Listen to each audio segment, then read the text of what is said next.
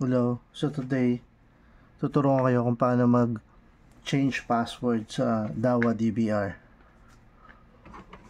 So first, punta lang tayo sa main menu.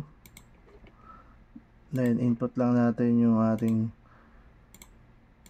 password.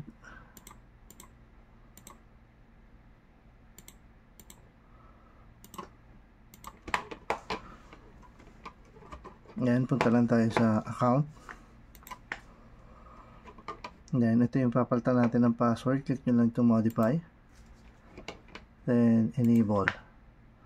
Then input nyo lang yung inyong old password.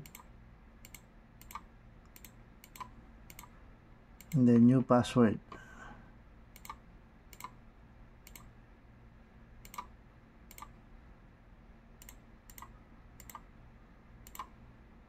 And confirm.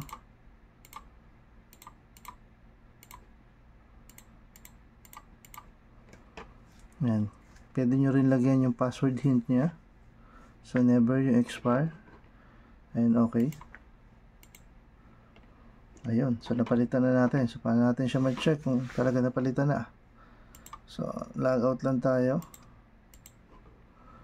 And main menu. Then input natin yung ating bagong password.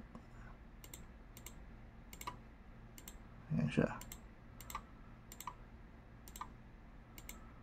Okay. Thank you for watching mga sir. Pa-like and share na rin po ng ating page for more video pa po regarding sa CCTV. Salamat po.